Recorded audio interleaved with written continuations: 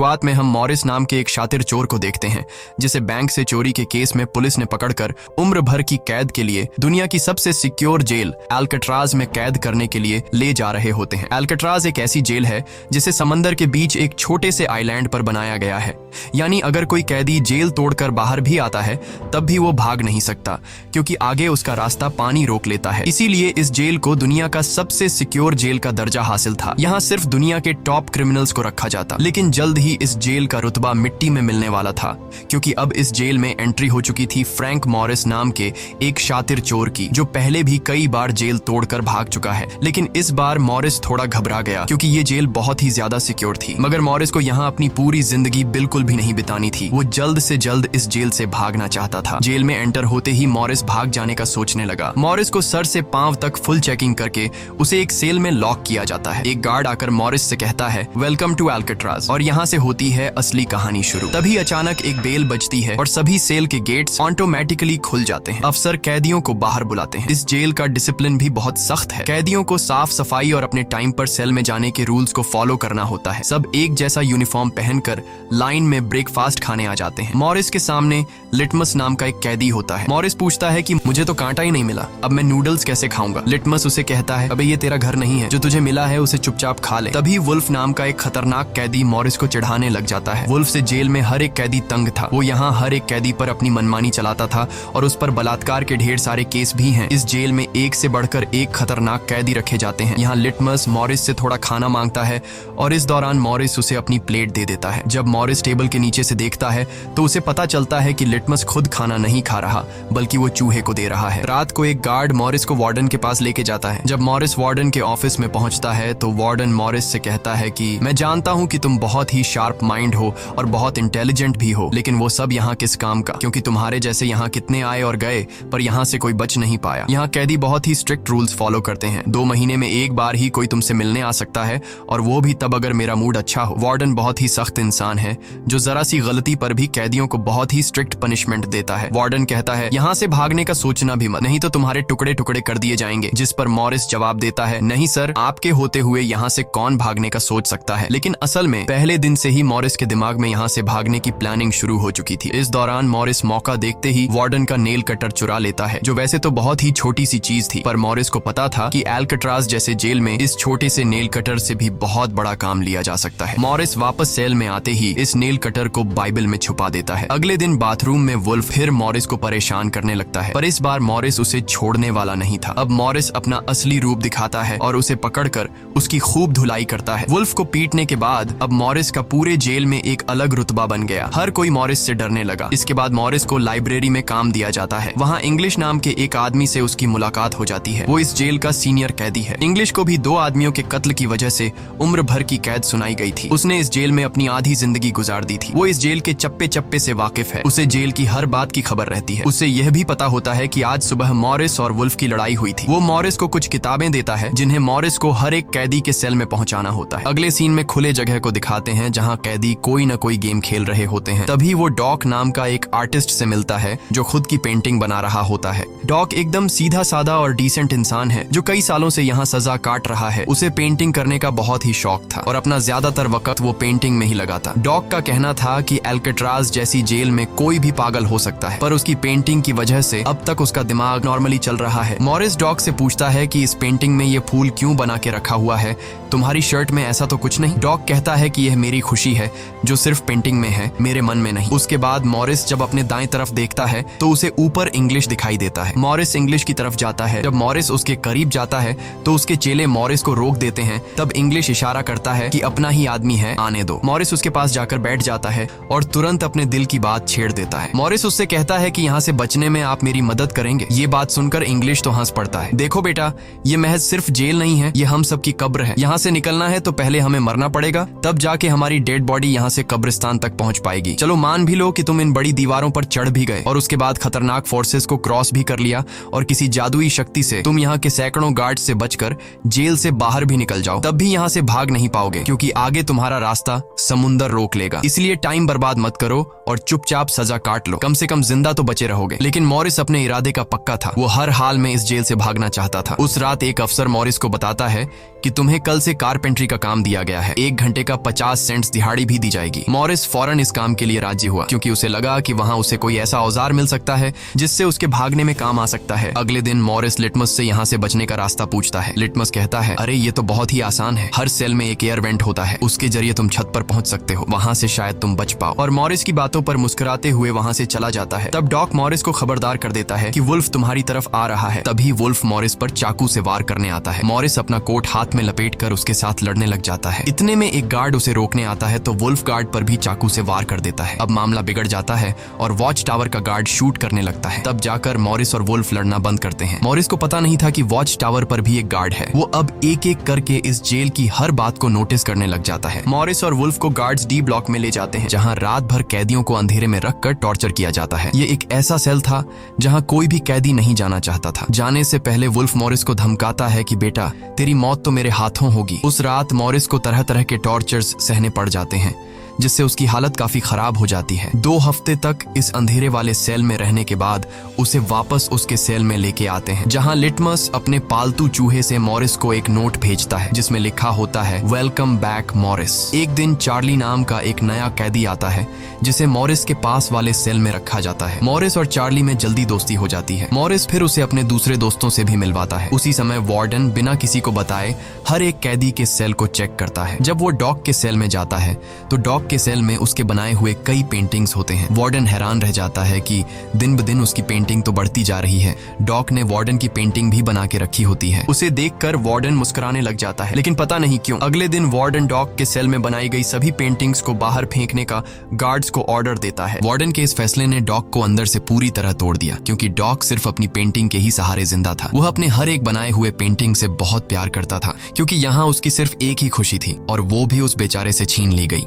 Morris उसे समझाता है कि कोई बात नहीं, वो सिर्फ पेंटिंग ही तो थी, तुम और भी बना सकते हो। लेकिन डॉक इस सदमे से बाहर नहीं आ पा रहा था। अगले दिन उसे देखकर मॉरिस गार्ड से कहता है कि प्लीज डॉक पर नजर रखिए, वो बहुत ही परेशान दिख रहा है, कहीं वो खुद को नुकसान न पहुंचा ले। फिर गार्ड मॉरिस को कहता है, तुम अपने काम से काम रखो। डॉक को भी मॉरिस के साथ कारपेंटर का काम दिया जाता है। तभी डॉक छुपकर मॉरिस की जेब में कुछ रख देता है। उसके बाद वो एक गार्ड को बुलाता है और कारपेंटरी के लिए दी गई कुल्हाड़ी से अपनी 3 उंगलियां काट लेता है और कहता है कि जिन उंगलियों से मैं पेंट नहीं कर सकता उनकी मुझे जरूरत नहीं है। यह कहकर वो चिल्लाने लग जाता है। तब गार्ड उसे पकड़ कर ले जाते हैं। मॉरिस देखता है कि डॉक ने उसके कोट में वही फूल डाल दिया है जिससे उसने अपनी पेंटिंग बनाई थी। शायद वो मॉरिस को बताना चाहता है कि इन लोगों ने मेरी खुशी मुझसे छीन ली। मॉरिस डॉक की कटी हुई उंगलियां उठाकर एक डिब्बे में डालता है और गार्ड को देखकर कहता है कि जाओ अपने वार्डन को दे दो, वो इसे देखकर बहुत खुश होगा। अगले दिन मॉरिस अपने सेल में बैठा होता है। तभी वो देखता है कि एक कॉकरोच एयर वेंट के अंदर जा रहा है, जिससे उसे अंदाजा हो जाता है कि यहाँ से बाहर जाने का कोई रास्ता जरूर होगा। इतने में इंग्लिश आकर बताता है कि डॉक ने खुद की उंगलियां इसलिए काटी क्योंकि उसे पेंटिंग करने की परमिशन रद्द कर दी गई थी, इसीलिए उसने तंग होकर अपनी उंगलियां काट ली। यह जानकर मॉरिस को बहुत गुस्सा आता है। अगले दिन डाइनिंग हॉल में वार्डन मॉरिस से पूछता है कि तुम इस डॉग को इतना सपोर्ट क्यों कर रहे हो। वह कहता है ऐसा कुछ नहीं है। ये कहकर मॉरिस वापस टेबल पर जाकर बैठ जाता है। वहाँ उसकी मुलाकात 2 भाइयों जॉन और क्लैरेंस से होती है, पर मॉरिस उनसे ऐसे बात करता है जैसे वह उन्हें पहले से जानता हो। जॉन और क्लैरेंस दरअसल ये दोनों किसी और जेल में मॉरिस के गैंग में थे। जॉन को अब जेल से भागने का काम आसान लगने लगा क्योंकि ये दोनों भाई मॉरिस की तरह शार्प माइंड थे और अब ये तीनों जेल से भागने की प्लानिंग करने लगे। दोपहर को चार्ली की गर्लफ्रेंड उससे मिलने आती है। दूसरी तरफ इंग्लिश की बेटी उससे मिलने आई होती है। इंग्लिश अपनी बेटी को देखते ही उसकी आंखों में आंसू आ जाते हैं क्योंकि उसकी बेटी उसकी गैर मौजूदगी में काफी बड़ी हो चुकी थी और इंग्लिश को अपनी बेटी का बचपन न देख पाने का बहुत अफसोस था। दूसरी तरफ चार्ली को उसकी वाइफ बताती है कि तुम्हारी माँ बहुत बीमार है और डॉक्टर कहते हैं कि वह 1-2 महीनों से ज्यादा नहीं बच पाएंगी। ये बात सुनकर अब चार्ली भी अल्काट्राज से भागने का सोचने लगता है और इतने में गार्ड आकर कहता है कि बात करने का समय खत्म हो चुका है। अब चार्ली बहुत परेशान होता है। वह उस रात मॉरिस से कहता है कि अगर तुम यहाँ से भागने का प्लान बनाओ तो मुझे भी शामिल कर लेना। अगले दिन मॉरिस, चार्ली, जॉन और क्लैरेंस की मीटिंग होती है। तब मॉरिस उन्हें बताता है कि हर सेल का एयर वेंट ऊपर छत पर खुलता है और दूसरी बात ये कि ये जगह खारे पानी से भरे समुद्र के बीच है जिसकी वजह से दीवारें कमजोर हो गई हैं। मेरे पास एक नेल कटर है और मैंने खुदाई पहले से शुरू भी कर दी है। अगर मैं थोड़ा थोड़ा करके खोदूं और एक छोटा सा टनल बनाकर छत पर पहुंच जाऊं तो इस जगह की जांच करने के बाद पता चल जाएगा कि यहाँ से कैसे भागा जा सकता है। जॉन पूछता है कि रात को अगर गार्ड्स को पता चल गया कि तुम अपने सेल में नहीं हो तो उन्हें शक नहीं होगा क्या? तभी क्लैरेंस बताता है कि इस मसले का हल मेरे पास है। वो कहता है कि यहाँ मेरे पहचान का एक बार्बर है जो कैदियों के बाल काटता है। वह हमें बाल सप्लाई कर सकता है और उसे यूज करके हम एक डमी हेड बनाकर उसे बेड पर लिटा देंगे, जिसके बाद अगर हम दीवार की सुरंग से निकलकर ऊपर छत पर भी होंगे तब गार्ड्स को शक नहीं होगा, क्योंकि हमारे सेल के बेड पर नकली सिर रखे होंगे। पर बात अभी भी वहीं अटकी हुई थी कि जेल से तो निकल जाएंगे, लेकिन समुद्र का पानी कैसे पार करेंगे? मॉरिस जॉन से कहता है, देखो इसमें मुझे तुम्हारी मदद की जरूरत पड़ेगी। तुम तो क्लोजिंग डिपार्टमेंट में काम करते हो, वहाँ तुम्हें उन पुलिस अफसरों के लिए बनाए गए रेनकोट्स मिल जाएंगे, तो तुम कुछ रेनकोट्स चुरा कर मुझे दे देना। हम उससे एक ट्यूब बोट और लाइफ जैकेट बनाकर समुद्र को पार कर सकते हैं। यहाँ चार्ली कहता है, भाई मुझे भी कोई काम दो, मैं भी तुम लोगों की मदद करना चाहता हूँ। मॉरिस चार्ली से कहता है कि जब मैं वेंटिलेशन की जाली खोदूं तो तुम पहरा देना ताकि कोई गार्ड हमें देख न ले, और जब तुम खोदोगे तब मैं पहरा दूंगा। मॉरिस का प्लान सभी को पसंद आता है और उसी रात में काम शुरू कर देते हैं, लेकिन दीवार खोदने के लिए नेल कटर बहुत छोटा था, जिसे चलाने में मॉरिस को बहुत जोर लगाना पड़ता और मॉरिस को दीवार खोदने में काफी मुश्किल हो रही थी। उसके हाथ में कहीं छोटे भी आई, लेकिन वो धीरे धीरे उस होल को खोदने लगता है। अगले दिन वो खाने के टेबल पर अपने दोस्तों से कहता है कि मुझे खुदाई के लिए एक बड़े औजार की जरूरत है, नेल कटर से दीवार खुरेदना बहुत मुश्किल हो रहा है। तभी मॉरिस ने अपने हाथ में चम्मच को देखते हुए उसके दिमाग में एक आइडिया आया। वो जानबूझकर चम्मच को अपने जूते पर घिसकर उसे गंदा कर देता है। उसके बाद मॉरिस ने गार्ड को बुलाया और कहा कि ये चम्मच गंदा है, मुझे दूसरा चम्मच दो। बाकी लोगों ने भी गार्ड से उनका चम्मच बदलने की रिक्वेस्ट की। गार्ड को इसमें कोई गड़बड़ नहीं लगी और उसने फौरन चम्मच बदलने की इजाजत दे दी, जिसके बाद वह सीधा टेबल की तरफ बढ़ता है जहां एक और सिक्योरिटी गार्ड सीट पर बैठा होता है। पर जैसे ही वह टेबल पर रखे हुए चम्मच बदलने लगता है तो जॉन ने वहां मौजूद गार्ड को बातों में उलझा लिया, जिसका फायदा उठाते हुए मॉरिस ने एक के बजाय 2 चम्मच उठा लिए और एक को जेब में छुपाकर रख दिया, जिसके बाद वह सीधा अपने सेल में चला जाता है। रात को इंग्लिश उसे बुक देने आता है तो मॉरिस पूछता है कि क्या यहाँ पर वेल्डिंग करने वाला कोई इक्विपमेंट मिलेगा। इंग्लिश समझ जाता है कि मॉरिस के सिर पर अब भी जेल से भाग निकलने का भूत सवार है। वह कहता है कि मैं तुम्हें पहले भी बता चुका हूँ कि तुम्हारी कोशिश बेकार हो जाएगी, क्योंकि तुम पकड़े जाओगे और शायद अपनी जान भी गंवा दोगे। इतने सालों में मुझे कभी भागने का ख्याल नहीं आया, क्योंकि मैं जानता हूँ ये इम्पॉसिबल है, लेकिन तुम जिद्दी हो तो मैं क्या कर सकता हूँ, करो कोशिश। लेकिन मॉरिस को उसकी वार्निंग का कोई फर्क नहीं पड़ता। वह अगले दिन लिटमस से माचिस मांगता है और कहता है कि अगर आप मेरी मदद करेंगे तो मैं आपके चूहे को अपने हिस्से का खाना हर रोज दूंगा। लिटमस खुश होकर ये डील मान जाता है, क्योंकि लिटमस को चूहा बहुत पसंद था। उसी रात लिटमस मॉरिस को अपने माचिस पास कराता है। मॉरिस नेल कटर के एक हैंडल को निकालता है, जिससे वह एक छोटा सा बेलचा बनाने जा रहा होता है। फिर वह चम्मच को तोड़कर नेल कटर की हैंडल से जोड़ लेता है। फिर माचिस चलाकर दोनों को अच्छी तरह से वेल्ड करके एक नुकीला औजार तैयार कर लेता है। बस फिर क्या था, वो वेंट के चारों ओर खुदाई शुरू करता है। चार्ली पहरा देता है। अगर कोई गार्ड उस तरफ आया तो वह तुरंत सीटी मारकर मॉरिस को सिग्नल देगा, पर पहरा देते देते चार्ली की आंख लग जाती है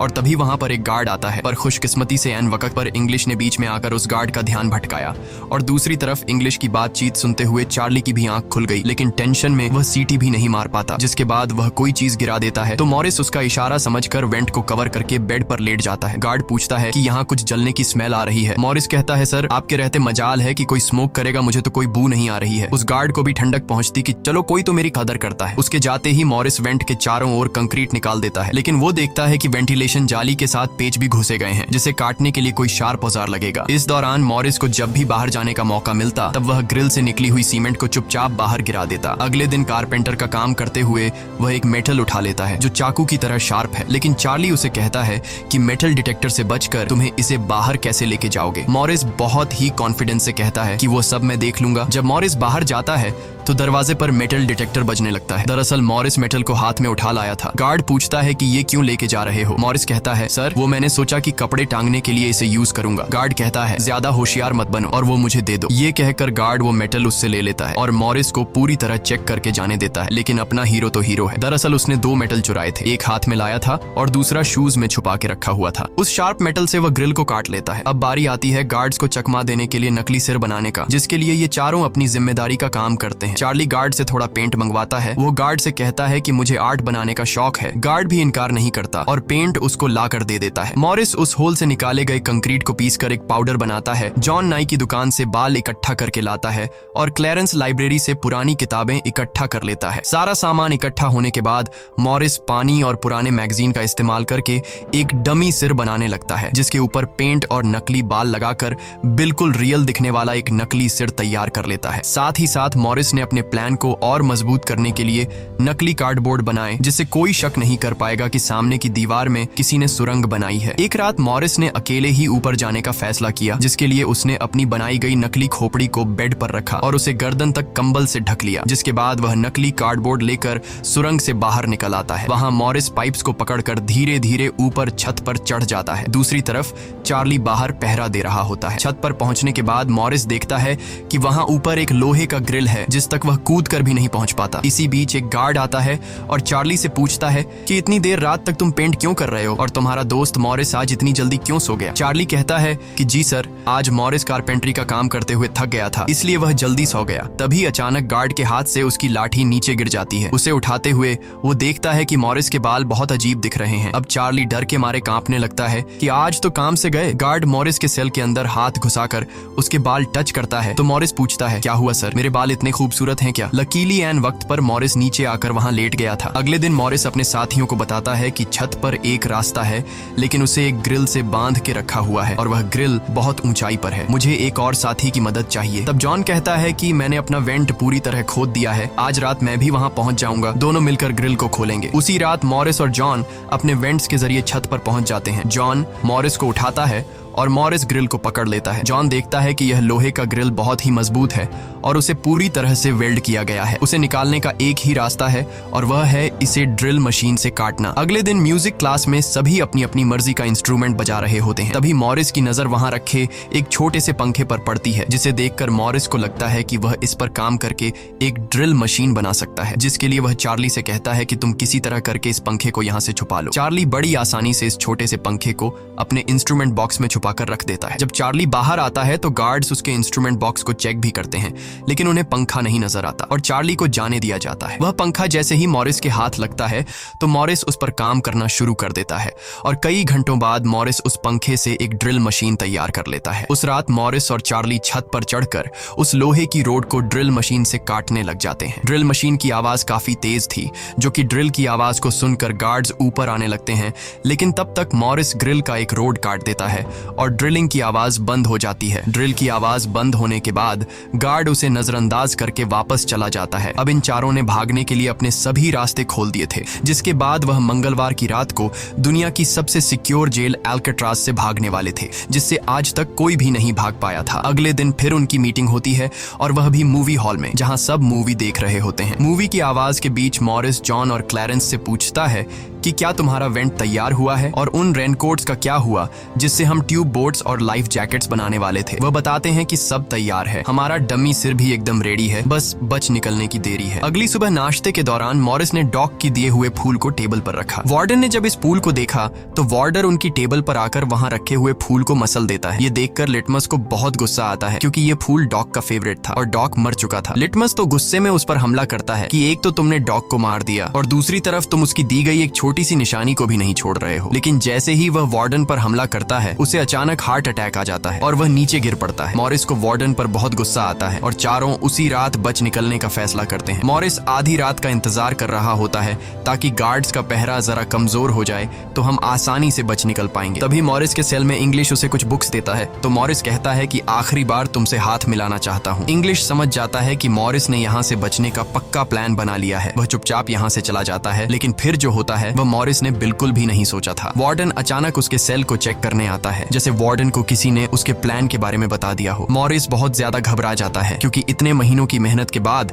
उसकी मेहनत पर पानी फिरने वाला था। वार्डन ने मॉरिस के सेल के हर एक कोने को चेक करने का हुक्म दिया। गार्ड मॉरिस के सेल की हर एक चीज को चेक करता है, लेकिन मॉरिस कोई आम कैदी नहीं था कि उसने कोई छोटा मोटा प्लान बनाया था, बल्कि उसने एकदम साफ और परफेक्ट प्लान बनाया था, जिसे वार्डन तो क्या बल्कि वार्डन का दादा भी नहीं पकड़ सकता था। यहाँ तक कि गार्ड ने जब खास उस जगह से सूटकेस हटाया जहां मॉरिस ने सुरंग करके भागने का रास्ता बनाया था, तो वहां भी मॉरिस नहीं पकड़ा गया, क्योंकि उसने पहले से ही एक नकली कार्डबोर्ड बनाकर दीवार में बिल्कुल बारीकी से फिट कर लिया था। जब वहां कुछ नहीं मिलता तो वार्डन और गार्ड चले जाते हैं, लेकिन गार्ड बताता है कि मॉरिस और चार्ली रात भर बातें करते रहते हैं, मुझे तो दाल में कुछ काला लग रहा है। वार्डन कहता है ठीक है, कल तुम मॉरिस का सेल चेंज कर दो, जिससे वो दोनों न साथ रहेंगे और न ही बात कर पाएंगे। अगले दिन ब्रेकफास्ट के टाइम पर वुल्फ मॉरिस को फिर धमकाता है और मॉरिस मॉरिस से कहता है कि आज रात तुम्हारी आखिरी रात होगी। मॉरिस अपने साथियों से कहता है कि यह गधा ठीक कह रहा है, आज रात यहाँ मेरी आखिरी रात ही होगी। लेकिन दोपहर को ही वुल्फ मॉरिस पर चाकू से वार करने जाता है। तभी इंग्लिश बीच में आकर वुल्फ को पकड़ लेता है। दरअसल इंग्लिश भी मॉरिस की मदद करना चाहता है, वह कामयाब हो या ना हो, लेकिन इंग्लिश मॉरिस के काम में मदद करना चाहता है। उस रात मॉरिस, जॉन, क्लैरेंस और चार्ली ने अपने अपने वेंट के रास्ते से निकलकर ऊपर छत पर मिलने का फैसला किया। यहाँ तो चार्ली अपने साथियों के साथ भागने के लिए राजी हो जाता है, लेकिन फिर जैसे ही वह सेल में पहुंचता है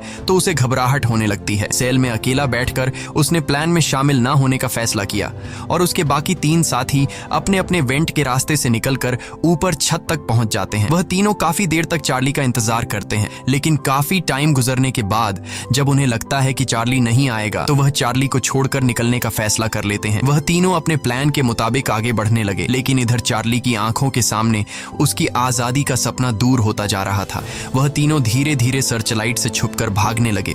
इस तरह से वह छुप छुप कर बिल्डिंग के एंड पर पहुंच जाते हैं। तभी सेल में बैठे चार्ली के दिल में जोश आता है और वह भी भागने का इरादा कर लेता है। वह अपने वेंट के रास्ते से निकलकर ऊपर छत तक पहुंच जाता है, लेकिन अब बहुत देर हो चुकी थी क्योंकि वह अकेला वहां ऊपर के उस दरवाजे तक नहीं पहुंच पा रहा था। यानी उसने अपनी आजादी का मौका डर की वजह से गंवा दिया। दूसरी तरफ वह तीनों छत पर पाइप से लटक कर नीचे जमीन पर आ जाते हैं और टावर में बैठे सिक्योरिटी गार्ड की नजरों से बचते हुए जेल की आखिरी दीवार तक पहुंच जाते हैं और फिर वह तीनों बारी बारी उस फेंस की दीवार पर चढ़कर जेल से बाहर निकल आते हैं। अब वह तीनों तेजी से दौड़ते हुए समंदर के किनारे आ गए। फिर वह तीनों रेनकोट को निकालकर उसमें मुंह के जरिए हवा भरने लग जाते हैं। मुंह से भरने में उन्हें काफी टाइम लग रहा था, लेकिन इसके अलावा उनके पास कोई दूसरा रास्ता नहीं था। इसीलिए वह तीनों अपनी पूरी जान लगाकर जैसे तैसे करके रेनकोट से बनी ट्यूब बोट को आखिरकार फुला देते हैं और बोट को पानी में डाल देते हैं। इस तरह से यह तीनों अल्काट्राज के रुतबे को मट्टी में मिलाते हुए भाग जाते हैं। अगली सुबह एक गार्ड हर सेल को चेक कर रहा होता है। शुरुआत में गार्ड को सब कुछ नॉर्मल दिखाई देता है,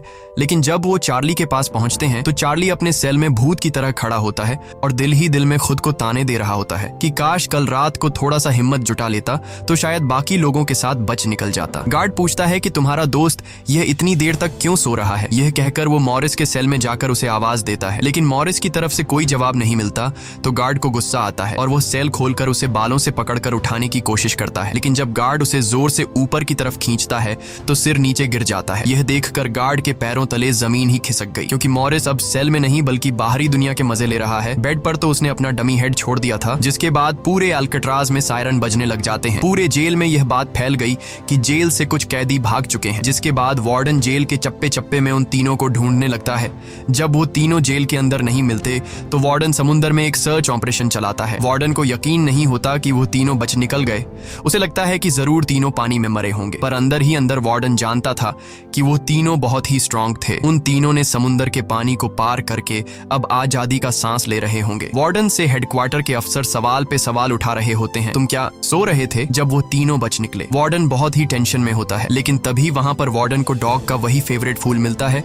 इसका मतलब ये था कि मॉरिस वार्डन से डॉग का बदला भी लेना चाहता था। तब सर्च टीम का हेड आकर बताता है कि सर, हर तरफ सर्च हो चुका है, लेकिन उनकी बॉडीज नहीं मिली। अब वार्डन अपनी नौकरी और खुद की इमेज बचाने के लिए उसे कहता है कि जैसा मैं कहता हूँ वैसे रिपोर्ट लिखो कि उन तीनों ने बचने की कोशिश की, लेकिन वो तीनों पानी में डूबकर मर गए। लेकिन वॉल्टन की इस बात पर किसी को भी भरोसा नहीं हुआ, जिसके बाद मॉरिस अल्काट्राज जेल तोड़ने से पूरी दुनिया में जीनियस के नाम से मशहूर हुआ। इस घटना के 1 साल के बाद अल्काट्राज जेल को बंद कर दिया गया, क्योंकि अब इसकी कोई गारंटी नहीं थी कि यहाँ से कोई बच नहीं सकता। इस तरह से सच्ची कहानी पर बनाई गई ये फिल्म खत्म हो जाती है। अगर वीडियो आपको अच्छी लगी हो तो हमारे